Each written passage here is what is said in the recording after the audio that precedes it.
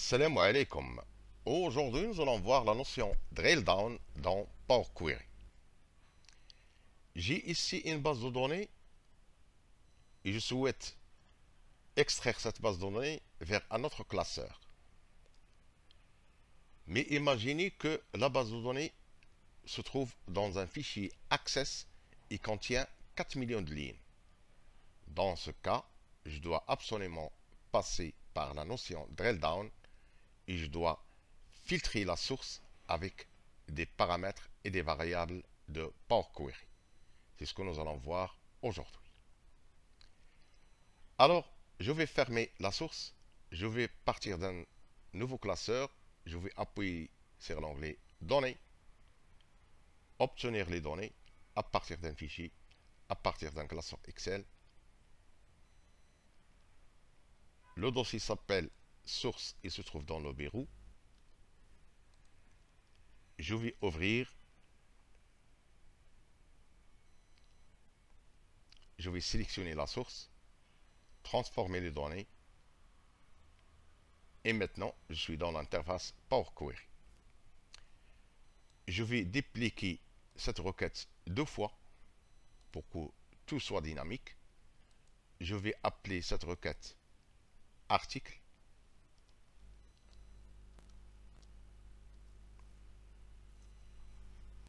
Je vais sélectionner la colonne qui s'appelle article, supprimer les autres colonnes.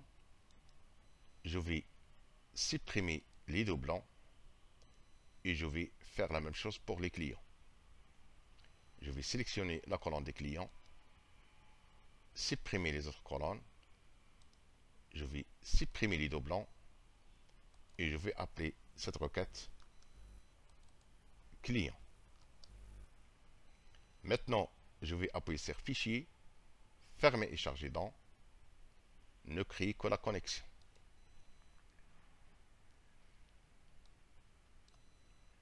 Je vais charger la requête client dans la feuille 1, dans la cellule A1. Je vais cliquer sur article avec le bouton droit, charger dans, tableau, et je vais sélectionner la cellule A1. OK. Je vais faire la même chose pour les clients. Charger dans, tableau, cellule B1. OK. Maintenant, je vais réaliser un menu déroulant pour les deux tables. Je dois passer par la fonction init est égal à init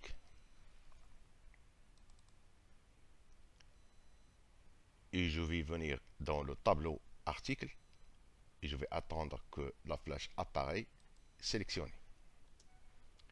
Je vais faire la même chose pour les clients. Init, je vais attendre que la flèche apparaisse dans la colonne qui s'appelle client. Entrée. Je vais venir ici, copier l'article et copier les clients. Je vais le laisser comme ça, pourquoi pas. Je vais venir dans cette cellule en dessous de l'article, données, validation de données. Je vais autoriser une liste. La source, elle va faire référence à la cellule D1, mais je dois ajouter le hashtag Alt35. OK. Et voici le menu déroulant. Données, validation de nos données. Je vais autoriser une liste. Elle va faire référence à la cellule E1. Alt35 pour ajouter le hashtag. OK. Et voici le menu déroulant. Maintenant, je vais masquer ces colonnes parce qu'elles vont servir qu'un intermédiaire. Je vais sélectionner cette cellule donnée pour la faire rentrer dans l'interface Power Query à partir d'un tableau ou d'une plage. OK.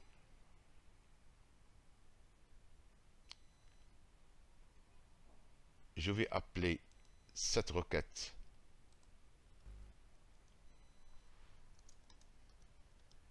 article et je vais transformer cette requête à une liste. Donc, il sera un paramètre ou bien une variable. Donc, je vais cliquer sur la première ligne, bouton droit, drill down. Donc, ce n'est pas une requête, c'est une liste ABC. Je vais appuyer sur Fichier, fermer et charger dans, ne créer que la connexion.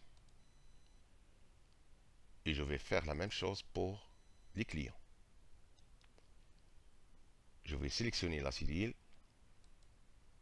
donner à partir d'un tableau ou d'une plage. OK. Je vais appeler cette requête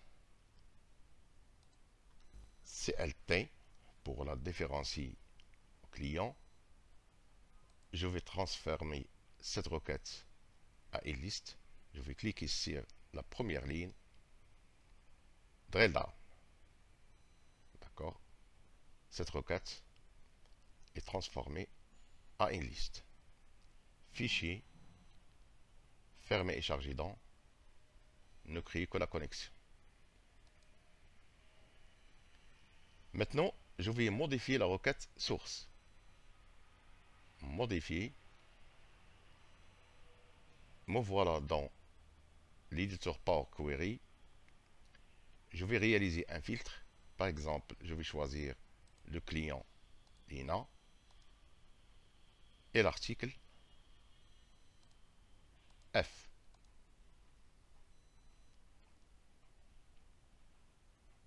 Je vais fermer et charger. Je vais charger dans tableau, feuille de calcul existante et je vais choisir la cellule, par exemple G5. OK. Maintenant, je veux que cette table soit dynamique avec le choix que l'utilisateur va saisir ici. Je vais rentrer dans l'éditeur Power Query, obtenir des données, lancer l'éditeur Power Query, et je vais sélectionner la requête source, éditeur avancé, et voici le code M.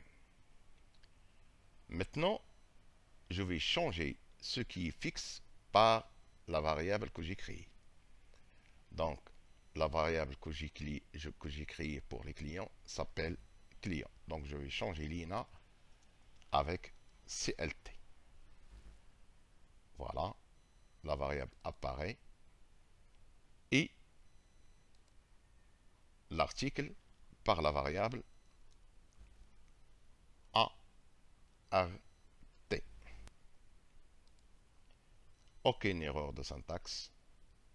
OK. Et voilà, la table a été mise à jour. Fermer et charger, fermer et charger et tout. Maintenant, je vais choisir notre article, par exemple D, et le client, par exemple, qui s'appelle Adam. Donner, actualiser tout, et voilà. La table va dépendre des choix que l'utilisateur va saisir ici. Par exemple, B, Lina, donner, actualiser tout. Et ce menu déroulant sera dynamique. Je vais enregistrer, fichier, enregistrer sous, parcourir, je vais nommer cette Power Query Drill Down. Enregistrer. Oui. Maintenant, je vais le fermer. Je vais ajouter un autre enregistrement. Par exemple, AHM, et l'article s'appelle X et le montant 99999. Je vais enregistrer.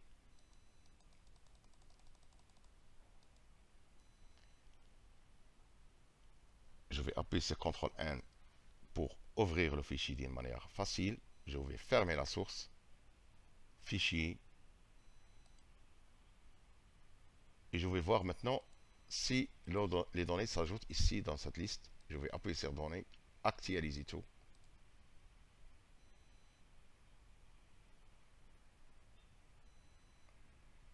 D'accord? Je vais attendre l'exécution de la requête en arrière-plan.